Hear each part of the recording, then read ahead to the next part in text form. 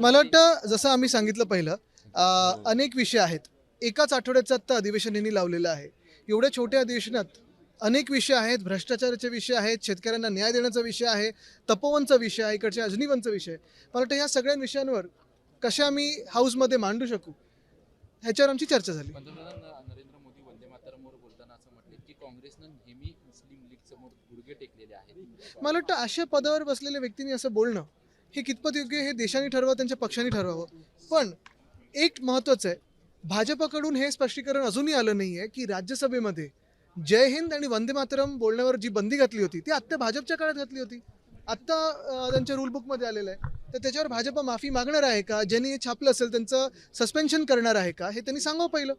म्हणजे एका बाजूला तुम्ही वंदे मातरम आणि जय हिंदचा राजकीय वापर करता, पण दुसऱ्या बाजूला तुम्ही तुमच्याच पार्लमेंटमध्ये बंदी टाकता. ही दुटप्पी भूमिका कशाला करताय तुम्ही?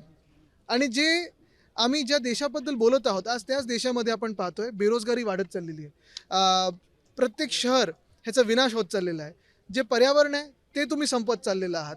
रुपया 90ला आत्ता पोचलेला आहे. आणि हे सगळं करत असताना भाजपकडून आम्ही देशभक्तीचे धडे घ्यायचे. देशभक्ती खरी की देशाचा विकास, शाश्वत विकास ही देशभक्ती असेल.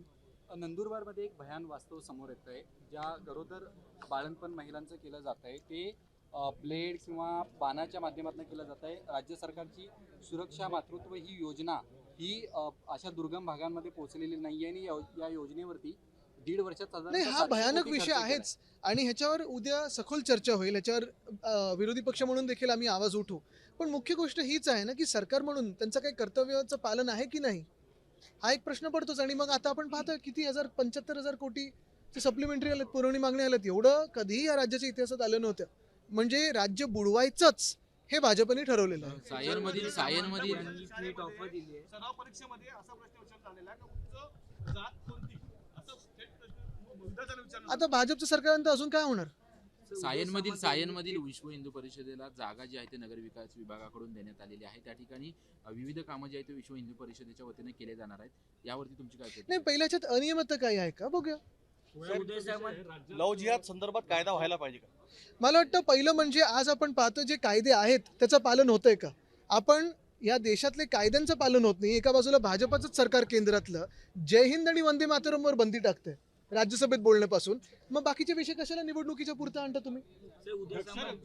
आणि जमीन गैरव्यवहार प्रकरणामध्ये पाच पवारांचं नाव येते त्यामुळे सरकार कुठे बॅकफुटला गेलं असं वाटतं. बघा, सरकार बॅकफुटवर जात नाही कारण सरकार निर्लज्ज आहे. सरकार दिवसाढवळ्या घोटाळे करत आहे, पैसे खात आहे आणि निवडणुकीत देखील हेलिकॉप्टरमधून कुठचा आनंदाचं शिदाचं वाटप होतोय हे देखील आपल्याला माहिती आहे.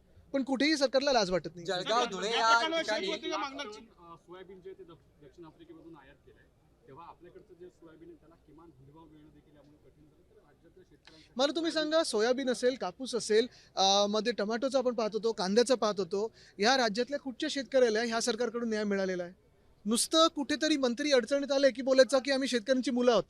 पण खऱ्या अर्थाने शेतकऱ्यांना न्याय मिळतोय का? ह्यांच्या म्हणजे जे मंत्र्यांच्या शेती आहेत तिथे जायला हेलिकॉप्टर मिळतात, पण शेतकऱ्याला काही भाव मिळत नाही. निवडणुकीचा निकाल वाढला